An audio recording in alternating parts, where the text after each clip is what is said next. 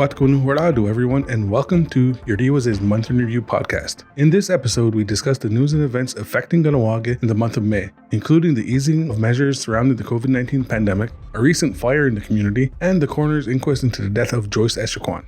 Welcome back, guys, and it's the end of May, and we're doing the Month in Review. Sitting here with Jordan Standup and Mark Lalonde, journalist from Iorì wase. Good day. Hello, Greg. Very happy to be here and feeling great today. Weather is getting better all the time. Mark. Feeling really good. Weather's good. Life is good. Everything's reopening. What's not to like? And we're also joined by somebody new to the team. And it's Eve Diom. She's sitting in today. She's new as part of the Iorì wase team, and she's here on an internship through a program called Young Canada Works. And she's doing a lot of different things with us. Mostly involved in the video and multimedia side. So just want to get her to say hello. Hello. She's very shy, so we won't be hearing much from her today, maybe later on in other programming. But just want to get right into it. There was a lot of different things that happened this past month. And a lot of the things that happened were very heavy, hard news items. So let's start with the change in the pandemic alert level in the community from red to orange. And that happened on Friday, May 21st. May 21st. And that was the first time that the community has been in the orange since late September of 2020. So with the change into orange brings a whole lot of other things into play for the community in regards to the pandemic. So I think we've been discussing the pandemic at length since we've started doing these podcasts, and before so in the paper and online. But there's, I think that it's still an important part of what's going on in the community, right? The lowering of the alert level also means that the easing of some restrictions, including the reopening of some businesses, including the reopening of restaurants, with certain conditions, of course. So, Mark, you talked to a business owner, our business this week that's affected by this reopening. Mm-hmm. Yeah, thanks, Greg. Absolutely. I had the opportunity to discuss the reopening and business with Drew Stevens. He's the head brewer over at the Kahnawake Brewing Company, brew pub on Highway 138. That is, by the way, really, really exceptional microbrewery. If you get the chance, you should highly check it out. But Drew was very excited, as I assume many restaurateurs are in the community. They are eager to get back to work, eager to welcome staff back into their employ, eager to get people back in the restaurant, eager to be a vibrant part of the community again. Because, I can only speak for myself, but as a person who likes to be around other people, I got that from Drew as well, that restaurateurs they're just eager to have people coming in and out of their establishment again, ease the monotony and ease the financial burden. So, and part of the conditions of the reopenings of restaurants in the community are that in-house dining indoors is limited to 25% capacity, and those dining must be from Kahnawake or work in Kahnawake. And that's for the first part of the reopening. And then outdoor dining, you have a little bit more leeway, but again, everything is also spaced out. So it's a very different reality. It's a slow opening, but again, everything that has been done throughout the pandemic, all the decisions that have been made by the Kahnawake COVID-19 task force with regards to measures have been done in a very calm and measured way, where things would happen slowly, and maybe more slowly than community members would like, maybe slower than jurisdictions around us. But, speaking with Public Safety Commissioner Lloyd Phillips, one of the reasons behind that is because they don't want to move too quickly and then say there's an outbreak as a result of some of the easing of restrictions that would then cause a reversal and then tightening up restrictions again, right? So those are all these factors that come into play, right? Again, not easy decisions. I'm glad I'm not part of that decision making process, because it's really a heavy burden that the people on the task force have to bear. Again, it's something that's as we see more vaccinations happening, not only in the community but around the community, surrounding the community. It's making it easier for certain decisions to be made. just this past week, it was announced that the community's 12 to 15-year-olds will be getting vaccinated with the Pfizer vaccine in the first couple days of June, which is huge. And then second doses for those people who've received their vaccinations in the community in March and into April will also begin probably the second week of June, again, which is huge news. So it looks like by the end of June, everybody who wants a second dose of one of the COVID-19 vaccines will in the community will have received one. That means that things within the community could be returning to more normal, right? And likely quicker than we'll see outside, because it looks like the rest of the province of Quebec will be getting their second doses hopefully by the end of August. Correct? Yeah, that's about right. Greg, I had opportunity to take in the press conference this week that Francois Legault had on Tuesday afternoon, and he was optimistic, sounded a really, really optimistic tone. They left Montreal and Laval as a red zone till June 7th, but for Ganawage and the surrounding community, Montérégie, all the South Shore area will be orange, so there's going to be a little bit of stabilization between neighboring communities' alert levels and Ganawage's. That being said, I think it's important that communities are methodical. I think caution is probably a better bet, because I know, like a lot of people in and outside of Ganawage, they're tired of things going back and forth. They would like to resume life as normal. And I feel like if methodical steps are what is required for us to do that and not go back, I think that's probably the best path to herd immunity. Also, it needs to be pointed out that Quebec's alert level system and Ganawage's alert level system are completely separate and independent of each other. Some of the color coding matches, some of it doesn't. And it just so happens that Ganawage has been now in orange for the greater part of 2 weeks. Quebec has only been, and the Montérégie region has only been in orange as of last Friday. So it's a little bit different. And of course, the measures are also different within each jurisdiction. Much of the province of Quebec has been in the middle of a curfew for months since January. Ganawage has not had a curfew. And I think there's, various reasons. There's no scientific data that says that a curfew will prevent COVID-19 transmissions. And the Quebec government has talked about that it prevents gathering and if you're preventing some gatherings, then you're preventing people from potentially spreading. But again, is the curfew the reason for the lower numbers in Quebec, or is more people getting vaccinated? And my money is on that the more people that are vaccinated is contributing to this, right? And that maybe the curfew is only slightly a factor, right? I have to agree with you, Greg. I feel like there was some conjecture at the governmental level about how a curfew had worked well in France last summer in mitigating virus spread. And I feel like this was something the government sort of hooked themselves onto and went with it for a few months. Like you, I feel like the vaccination campaign has a heck of a lot more to do with the drop in cases than the curfew, because frankly, the curfew was put in place for people to stop gathering indoors with relatives or older family, friends, or members, to stop the spread of the virus, to stop hospitalizations. Right around the holiday time of year, there were 2,500 new cases a week in Quebec. People were spreading, and it was crazy.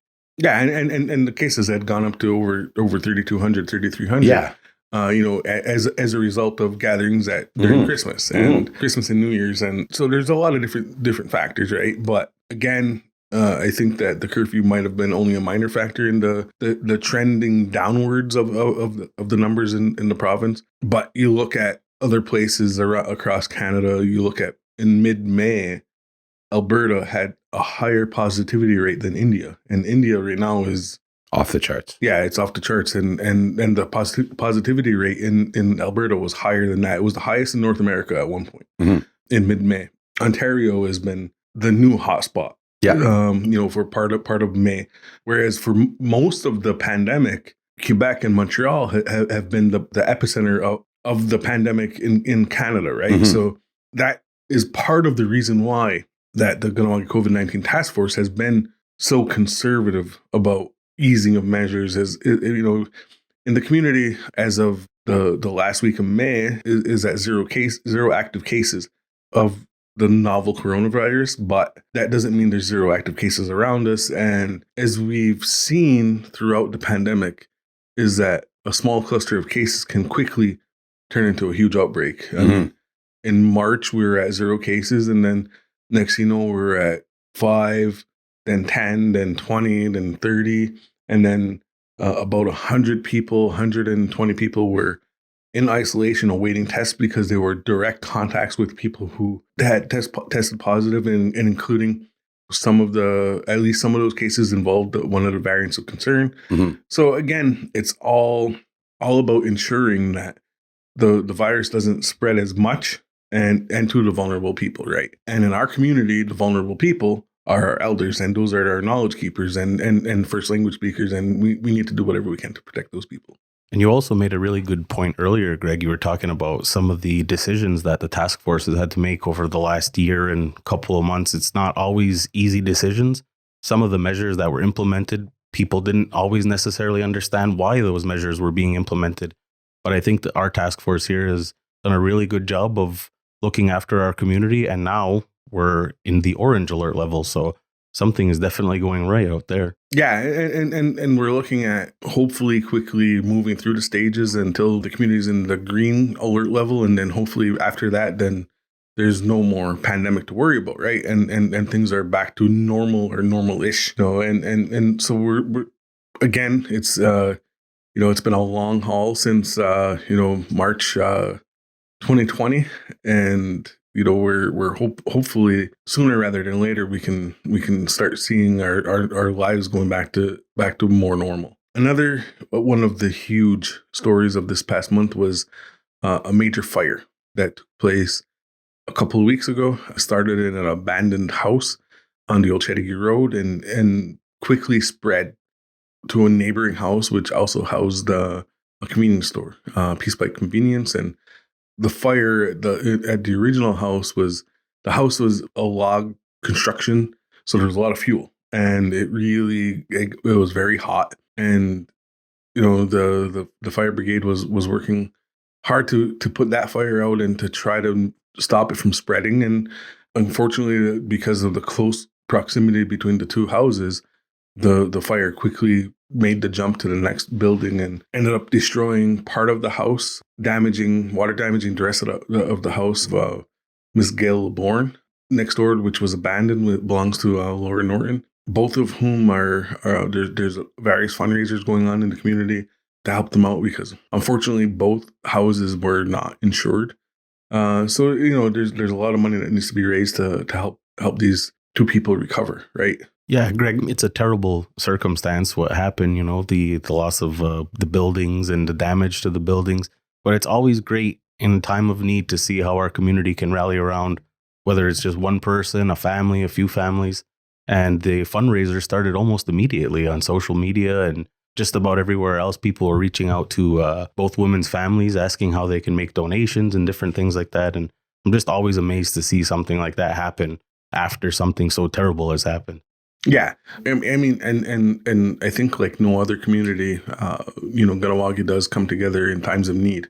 If you look at anytime there's a house fire or any other type of tragedy, or even just look at any larger crisis, or just look at the pandemic, how everybody has kind of banded together to make sure that things are working and people are taken care of, and whether it be from helping fundraise or helping gather food or whatever, and that's one of those big things that the community is very, very good for is coming together to help each other out. It's almost like a big family. And Mark, living out on the West Island, you've talked about things like this before, about what you see in the community. So maybe you could tell us a little bit more what you see, the sense of the togetherness and family in the community. And it's remarkable, as a matter of fact, Jordan. Thank you very much for making that point. It's illustrative of the cohesiveness of Ganawage's community and how they look out for one another. I mean, I'll be quite honest. If every community looked out for one another the way Ganawage does, the world would be a better place. It's an easy sell.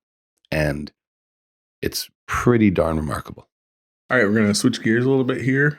Earlier this month, Gardaí Mohawk Immersion officially signed papers that were years in the making, and that will help ensure its continued survival and financial viability. For those who may not be familiar, Gardaí is a Mohawk immersion school located here in Kahnawake. It has a unique approach to learning and teaching the language and schooling, which is what has led it to have, I guess, the financial difficulties in finding core funding and getting funding through the federal government. And it's outside of the Kahnawake Education Center. It is the philosophy behind the school is that they want small classroom sizes and to teach children in a home environment, in a home setting, and so they naturally become Kahnawake speakers. 2 years ago, there was an announcement that an agreement was made between Indigenous Services Canada and Mohawk Council Kahnawake and Gardaí that the school would be getting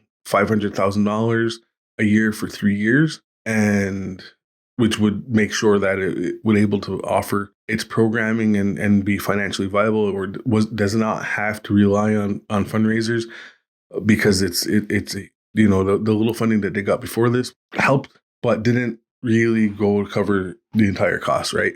Earlier this month, Jolie Van Domelen, the school administrator, officially signed an agreement with the Mohawk Council of Kahnawake that will provide funding in the same neighborhood of $500,000 a year and then some to the school. And the school can maintain its independence, and it can maintain doing the program the way they want. In turn, the funding is coming from the federal government, but it was just being funneled directly through the Mohawk Council of Kahnawake to the school, much like funding for the other schools gets funneled through the MCK to the Kahnawake Education Center. The staff and the parents, Greg, over at Gardaí and also Indian Way School are constantly fundraising for just about anything that they want to do at the school, whether it's for something for curriculum or if it's field trips. Or so seeing something like this happen it's really great, not just for the school, but for the community, I believe. Yeah, for sure. I mean, and that's one of because of the way the program was funded in the past, and the funding shortfalls it had, it was very difficult for them to even operate without fundraising.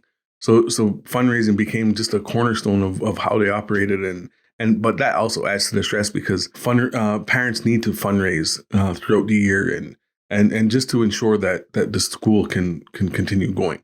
So they're always doing things like Club 200 and various other fundraisers, and now that this eases that financial burden from the school and the parents, and now they can help concentrate on educating the children and into becoming Kahnawake speakers, and also going through the regular curriculum required to move on to high school. Up next, one of the things that we've been discussing over the last year or so is Recreation Bay and the rehabilitation project there with the island. This is something that, Jordan, you've covered extensively. That's right, Greg. The Kahnawake Environment Protection Office has started overseeing that project just last year. And I mean, if you go anywhere near the island or anywhere even near Onage at this point, you could see the new beach that's still being constructed. And you could see that there's a lot of action happening out on the island. There's a lot of tractors out there. There's a lot of fencing, and you could just see all of that stuff. But one thing that the Sports and Recreation Unit here is letting people know, or they really want people to know, that the beach isn't officially open yet. So anybody swimming there, there's been a lot of action there. But if you are swimming there, you're doing so at your own risk. There is plans to start hiring some lifeguards soon, like in the next couple of weeks soon. But until that time, the beach isn't officially open. So anybody that's going to be using that, like I said earlier, it's really at their own risk. Okay, and earlier this week too, they made some announcements regarding the continuous monitoring of the water for environmental safety reasons. Because as we know, as we get deeper into the summer and the water gets stagnant, bacteria sometimes develops. And as part of the project, one of the things that they're aiming to improve to is the flow in the bay. So maybe that's going to help alleviate some of those problems going into the future as well. I mean, this project is one of those things that has been a long time coming. Part of it is set to be complete later this year. Yeah, that's the goal. They want to have just about all of the major aspects of the project. That's including the beach, the turtle nesting ground, a linear marsh pond. All of those aspects of the project, they're going to have them done, or they want to have them done by the end of this summer. And the project as a whole, they would like to have it completed by the end of the year. Okay, great. I think we're all looking forward to seeing what these changes will look like at the end of the day.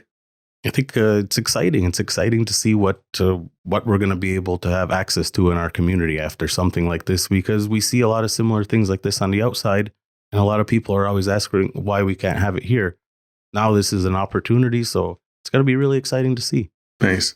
Mark, you've been, since September last year, you've been covering the Joyce Echaquan story and how, she was treated at a Joliet hospital, and in her final moments, she took to Facebook Live to show the treatment, and you could see that that people that were entrusted with her medical care just disrespected her and insulted her, and based on her being an Indigenous woman. Now the public inquiry into her death and the circumstances that led to it is now ongoing. Absolutely, Greg, and it's a really interesting case. And to preface, it's heartbreaking.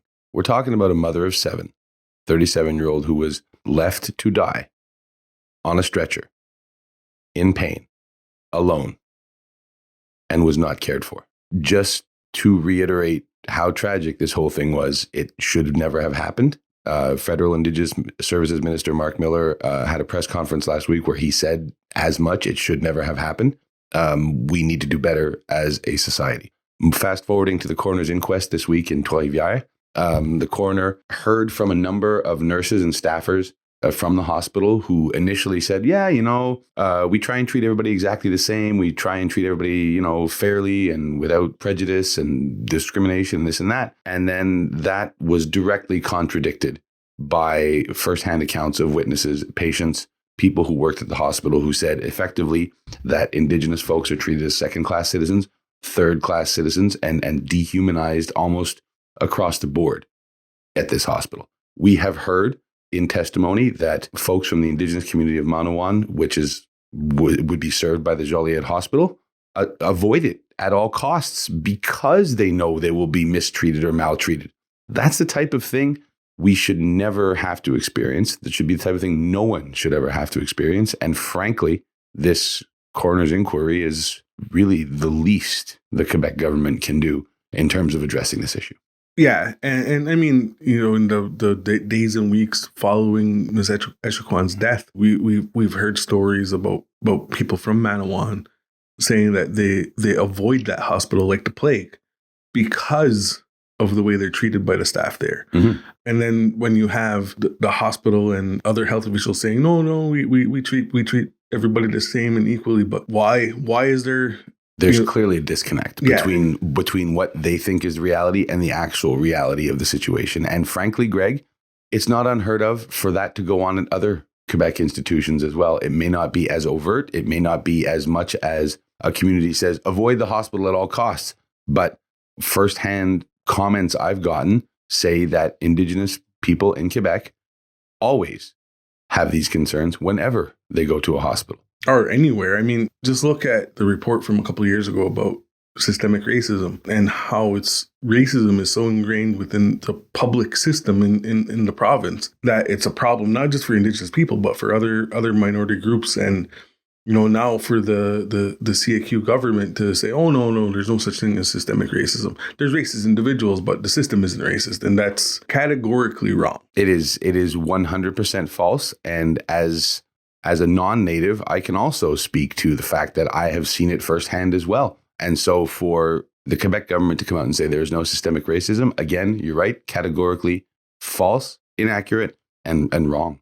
Yeah, I mean, it's like they're the ostrich with their head in the sand and just ignoring the issue. And because it doesn't affect them or it doesn't affect them in a negative way, No, it's something that they don't see or they don't want to see. it's a head in the sand syndrome, and frankly, the only way it's going to end is when we have more Indigenous representation in the provincial government.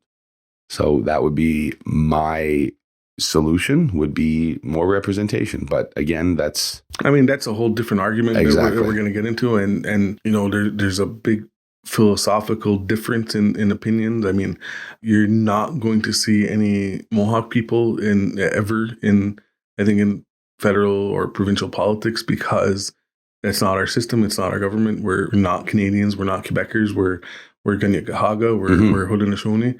And why would we get involved in that system, right? Of course, there are different viewpoints and views in other Indigenous communities and Indigenous nations, but I think that's a discussion definitely for another day and another time, and probably another podcast. Yeah. Also, I think we're gonna shift back to the pandemic a little bit here. As we've seen in the community in early May, with some of the rising numbers of COVID cases in the community, we were seeing that a majority of these cases were in people between the ages of 10 and 20 years old. So we're seeing that COVID was striking the younger generations and the younger people in the community. And one of the reasons for that is that vaccinations at the time, about 75% of the community over the age of 18 were vaccinated. If people are vaccinated, the virus has to find a place to go and a host, right? So the virus was then, okay, well, just the way it works and the way science works is that it was finding other hosts, and the hosts that it was finding were those who were not vaccinated, and in the community, the majority of those people who were not vaccinated were younger generation, or were 20 and under. That became a big concern, and it's also kids that are school age and going to school together, hanging out, doing things that kids do. Unfortunately, some people were getting sick, and then it caused a bit of an outbreak and an uptick in cases, and there was a lot of people waiting for results. And again, like I said earlier, there was about 100 people at one point in isolation awaiting test results. Again, this goes hand in hand with what we talked about a little bit earlier about the vaccinations of the younger people in the community, right? Again, it's just a lot of different things that factors regarding the state of the COVID-19 pandemic in the community. Well, Greg, absolutely. What we know, though, is that the variants that are out there now affect young people a little bit more sort of adversely than some of the others, than the previous iteration, I guess, of the virus. So at this point in time, I feel like 75% more than adults are vaccinated. Let's move on. Let's get those kids. Let's get a needle in their arm. Yeah, and that's going to be happening very soon. Again, herd immunity is achieved in one of two ways. Either by people naturally being infected and recovering, or through vaccination. And vaccinations are the safer way, because you're not going to get the adverse side effects or possibilities of the very negative aspects of getting COVID, right? As a community, we're heading towards that, and once that's done, once that's there, things will begin to be back to normal. Right. Yeah. And I think back to normal is what we're all aiming for, frankly. I know that my kids are eager to get out and start moving again and do sports and do stuff that would be, considered more quote unquote normal life. So the faster I can get my kids vaccinated, the faster I feel like they're going to get their lives back. That's a nice way to segue into the next topic with, for Jordan, talking about the First Nations Education Council every year usually has an event called, the FNEC Games, where the schools from all the different Native communities across Quebec gather and compete against each other in various games. And in 2020, that event was canceled. 2021, again, it's still not ideal for having such a competition. It was canceled again, but they replaced it with something else. Yeah, that's right, Greg. They replaced it with what they're calling the Ancestors Challenge, which is sort of like a Spartan race for the children. So the FNEC will be coming to Kahnawake the week of June 14th. They're going to start setting up a dozen obstacles at the Kahnawake Sports Complex field. They're going to be working in hand, of course, with the Ganawage Education Center, as well as the Mohawk Council of Ganawage Sports and Rec Unit. Just earlier this week, the FNEC finally unveiled what exactly this obstacle course looks like. There's pictures and videos on their website. There's different ways for the students to begin preparing. My son, who's in the second grade, is really looking forward to it. Just any kind of challenge, school-related event with his buddies, just to have something to look forward to. And of course, all his friends are excited about it too. So KSS has first go. I believe it'll be just the day after, the Tuesday, followed by Gardunua School and then Cattery School. So that's going to be really fun to see. Unfortunately, though, the parents aren't being welcomed to the grounds at this time due to, COVID-19, the ongoing pandemic, of course. So they're looking to do something on the internet so families can watch, and then the students could watch their peers from the classroom as well. Nice. I think, that also goes hand in hand with one of the next topics that we're going to discuss is minor baseball. And, last year, that's one of the only sports that we've seen in the community. And again, this year registration is now over. Teams are practicing and hoping to start games soon. Yeah, we should be seeing a schedule sometime in early June. And as you mentioned earlier, Greg, Warhawks president Terry Stacey is very proud of the fact that they made it through a full season last year without incident. And are looking forward to doing that again this summer. And of course, we're talking about a summer sport like that. The mixed softball league is back as well. Of course, that looks very different. They didn't get to play their season last year. They are playing this year. They had to submit a safety plan to the task force, which was approved. And then they added several more safety measures. But after 3 weeks, everything seems to be going really well so far. Everybody in the league seems really happy with everything. It does look a little different to actually be playing on the field, though. I was hoping that you might be able to tell us a little bit more about that. Yeah, it's a little different. But again, I think everybody who's playing is very happy to be playing. It's different because they're using tournament-style rules where each male batter only gets 5 pitches. And if they strike out, they strike out. But if they don't get a hit in those 5 pitches, then they're done. Each male batter, gets 3 pitches, and its female batters get 5. Every participant has to enter by the gate closest to their dugout and sign in with all their information, cell phone number, time they got there, time they left, when they're leaving, and and there's no intermingling with the other team. You can't high five each other. Everybody has to play wearing masks. It's just all different things just to ensure that the chances of spreading COVID in case somebody were to show up and not knowingly have the virus, infecting the entire team or the entire league for that matter, right? Yeah, and the assistant commissioner of the league, Ryan Montour, was also quick to note that, these measures could change over the summer. Things could be maybe reduced, but, things could also be added as the summer goes on too. So the different look, but he was just talking about how happy everybody is to be back out there, and the elders at the hospital get to watch. People have been